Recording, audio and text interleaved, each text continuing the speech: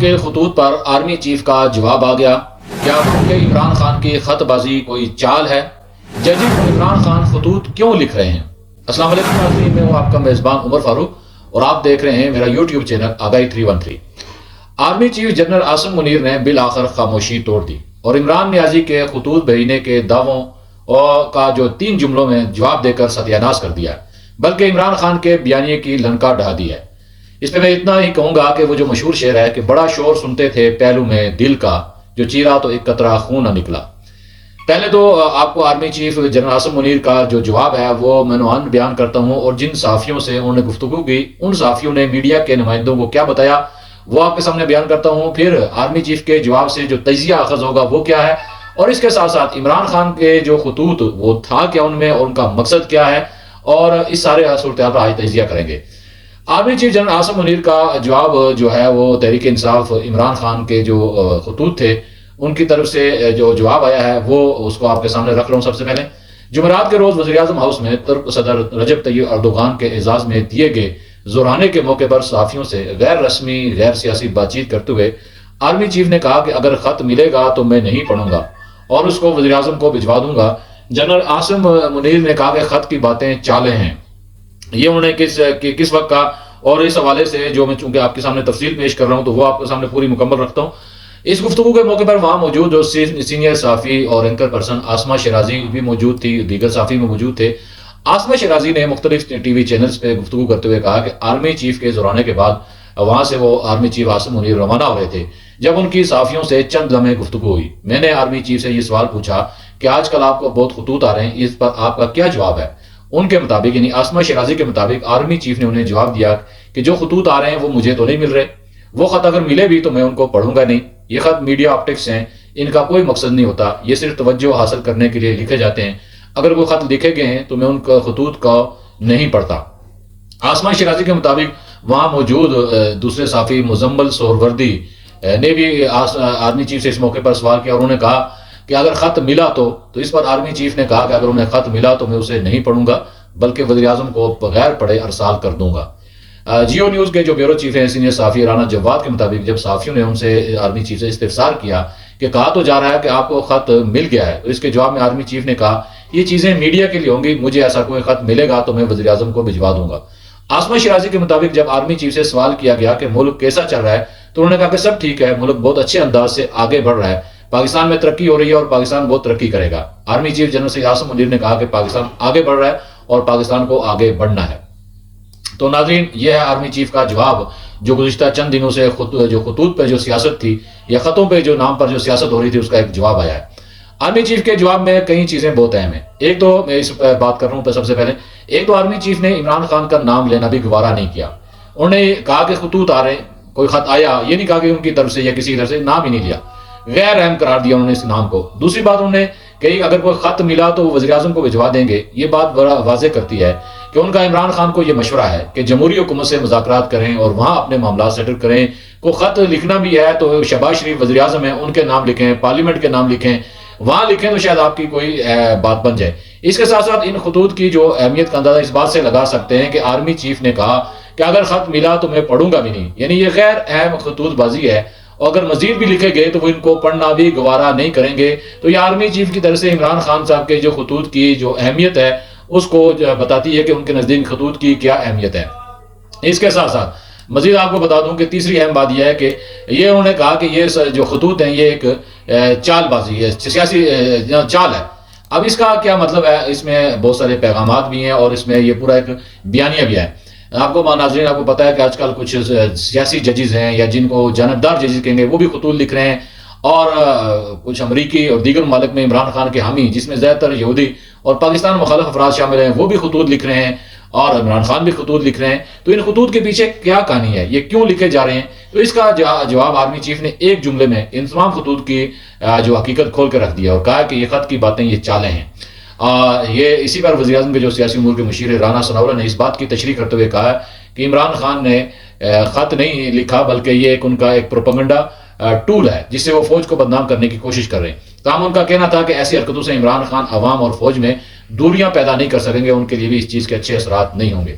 یہ تو میں نے آپ کو تجزیہ کیا اپنے خطوط پہ آرمی چیف کی گفتگو کا. اب خطوط میں تھا کیا، چونکہ یہ بھی مختصر آپ کو بتا دوں 3 خطوط کا دعویٰ ہے. ان خطوط میں تھا کیا؟ عمران خان نے آرمی چیف عاصم منیر کو اب تک 3 خطوط لکھنے کا دعویٰ کیا ہے. ان کے دعوے کے مطابق آرمی چیف کو پہلا خط 3 فروری، دوسرا 8 فروری اور تیسرا 12 فروری کو لکھا گیا تھا. ان خطوط کی ٹائمنگ بہت اہمیت کی حامل ہے، کیونکہ ایک طرف ججز خطوط بازی کر رہے ہیں جن پر لیبل لگا ہوا ہے کہ وہ سیاسی جج ہیں، ہائی کورٹ کے ججز ہوں یا پھر سپریم کورٹ کے ججز ہوں، وہ خطوط لکھ رہے ہیں اور مسلسل خطوط لکھ رہے ہیں. حالانکہ جو ججز کا جو کام ہے وہ خط لکھنا نہیں ہے بلکہ فیصلے لکھنا ہے. اور دوسری طرف عمران خان خطوط لکھ رہے ہیں اور ٹائمنگ بڑی اہم ہے. تیسری طرف امریکی کچھ کانگریس کے ارکان ہیں وہ خطوط لکھ رہے ہیں. تو یہ سارے خطوط یہاں سے ہوتے ہوئے یہ خط بازی امریکہ تک، برطانیہ تک، یہ پیچھے ایک بتاتی ہے کہ پیچھے کوئی مائنڈ سیٹ ایک ہے. اچھا، اس کے پیچھے کہانی کیا ہے یہ تو میں آگے چل کے آپ کو بتاؤں گا، لیکن عمران خان نے لکھا کیا ہے پہلے وہ سن لیں. عمران خان کی جانب سے پاک فوج کے سربراہ کو پہلا خط 3 فروری کو لکھا گیا تھا، جس میں انہوں نے پاک فوج کے سربراہ سے پالیسیوں میں تبدیلی کی اپیل کی تھی. خط میں ان کا کہنا تھا کہ ساری چیزوں کا نزلہ فوج پر گر رہا ہے. 2024 کا الیکشن، 26ویں آئینی ترمیم، پیکا ایکٹ فوج اور عوام کے درمیان فاصلے کی وجوہات ہیں. بانی پی ٹی آئی نے army chief general Asim Munir کو دوسرا خط 8 فروری کو لکھا تھا، جس میں ان کا کہنا تھا کہ گن پوائنٹ پر 26ویں آئینی ترمیم کے ذریعے عدالتی نظام پر قبضہ کیا گیا. خط میں کہا گیا کہ مجھے موت کی چکی میں رکھا گیا اور 20 دن مکمل لاک اپ میں رکھا گیا جہاں سورج کی روشنی تک نہیں پہنچتی تھی. اور گزشتہ روز یعنی دو دن پہلے 12 فروری کو تیسرے خط کا بھی جو دعویٰ بھی سامنے آیا. اس میں کیا ہے، اس حوالے سے جو فیصل چودھری ہیں انہوں نے گزشتہ روز جو اڈیالہ جیل کے باہر اس خط کے حوالے سے جو مندرجات سامنے لائے تھے، انہوں نے کہا تھا آرمی چیف کو عمران خان نے تیسرا خط بھی لکھ دیا ہے، جس میں انہوں نے آرمی چیف کو یہ کہا ہے کہ وہ الیکشن فراڈ کے ذریعے اقلیت کو اکثریت پر ترجیح دینے کا معاملہ اٹھایا ہے. یہ 3 خطیں ہیں جن کے میں نے مختصر آپ کو دی کہ خطوط میں تھا کیا. اب میرا آپ سے اور اپنے ناظرین سے یہ سوال ہے کہ عمران خان کی آواز پر اب پاکستان اور پاکستانی ادارے یہ کان نہیں دھر رہے اور نہ ہی انہیں سنجیدہ لے رہے ہیں. اس کی 2-3 مثالیں میں آپ کے سامنے پیش کر کے آگے بڑھوں گا. سب سے بڑی مثال تو یہ امپائر کا کھرا جواب ہے جو آرمی چیف کی طرف سے ہے. ان خطوط کا میڈیا میں جتنا شور تھا، پاک فوج میں اسے ذرا بھی اہمیت نہیں دے گی. حالانکہ یہ خان صاحب جب 2014 میں ڈی چوک میں دھرنا دیے بیٹھے تھے تو اس وقت کی اسٹیبلشمنٹ نے ان کے کھانے پینے سے لے کر ان کے سارے مالی اخراجات اٹھائے تھے اور وہ امپائر کی انگلی کے اشارے پر یہ اس وقت چلتے تھے اور بار بار کہتے تھے کہ امپائر کی انگلی اٹھنے والی ہے. اور پھر جس طرح انہوں نے 2-3 سال حکومت کی 2018 کے الیکشن کے بعد، وہ امپائر کے زور بازو سے ان کی حکومت تھی. دوسری مثال یہ ہے، اچھا اب وہ امپائر ایک وقت وہ تھا کہ امپائر ان کے سب ہاں میں ہاں ملاتا تھا اور ان کی پشتنائی کرتا تھا. سینٹ میں ان کے جو ووٹ کم ہونے کے باوجود ووٹ پورے کروا دیتا تھا. کسی ترمیم میں ووٹ کم ہے تو وہ ووٹ پورے ہو جاتے تھے. مطلب یہ ہے کہ امپائر نے ہر جائز اور ناجائز کام میں عمران خان کا اس سے پہلے ساتھ دیا، مگر اب عمران خان کے آواز پر کوئی امپائر، خاص کر کے جو موجودہ امپائر ہیں، وہ کان نہیں دھر رہے. دوسری مثال یہ ہے کہ 8 فروری کو عمران خان نے جو الیکشن تھا اس کے حوالے سے، گزشتہ سال ہونے والا، اس کے حوالے سے یوم سیاہ منانے کی اپیل کی تھی. مگر یہ اپیل آپ کے سامنے ہے کہ کس بری طرح سے ناکام ہوئی. کے پی کے میں جہاں عمران خان کی کوئی 10-12 سال سے حکومت ہے، تمام سرکاری وسائل استعمال کرنے کے باوجود وہ اپنے صوبے میں کوئی بڑا پروگرام نہیں کر سکے. کروڑوں روپے خرچ کرنے کے باوجود، سرکاری مشینری استعمال کرنے کے باوجود سوابی میں ایک چھوٹا سا جلسہ منعقد کر پائے جس میں بمشکل 4 سے 5 ہزار آدمی شریک ہوئے اور اس میں بھی زیادہ تر دہاڑی دار شامل تھے. تو حالانکہ اگر ان کا یہ دعویٰ ہے کہ پنجاب اور سندھ میں ان پہ پابندیاں تھی، کریک ڈاؤن تھا، مقدمات تھے جس کی وجہ سے وہ جلسہ نہیں کر پائے، تو کے پی کے میں کیا تھا؟ کے پی کے میں کیوں نہیں جلسہ کر پائے؟ اور کے پی کے پہ تو پوری آپ کی حکومت ہے، 2/3 سے زیادہ اکثریت آپ کے ساتھ ہے، بجٹ سارا آپ کے پاس ہے اور آپ کی کارکردگی کے پی کے حکومت کی تو وہ تو سب سے نیچے ہے، اور اس کے باوجود عوام آپ کے سامنے کیوں نکلیں گے؟ یہ 2 مثالیں کہ عوام ان کے کان پر آواز پر کان نہیں دھر رہے. اور تیسری مثال، عمران خان کی طرف سے اوورسیز پاکستانیوں سے گزشتہ 1.5-2 ماہ سے یہ اپیل کی جا رہی ہے کہ وہ زر مبادلہ نہ بھیجیں اور وہ اس حوالے سے مسلسل اپیل کر رہے ہیں کہ پاکستانی جو اپنے پیسے وہ ادھر پاکستان نہ بھیجیں. اور اب اس کی صورتحال کیا ہے؟ اس حوالے سے اب اسٹیٹ بینک پاکستان کی رپورٹ کے مطابق جو جنوری 2025 میں بیرون ملک پاکستانی کی جانب سے ترسیلات زر بھیجنے میں اضافہ ہو گیا ہے. یعنی وہ جو ان کی اپیل تھی وہاں بھی وہ ناکام ہو گئی، وہ بری طرح ناکام ہوئی ہے. اوورسیز پاکستانیوں نے بھی عمران خان کی آواز پر لبیک نہیں کہا.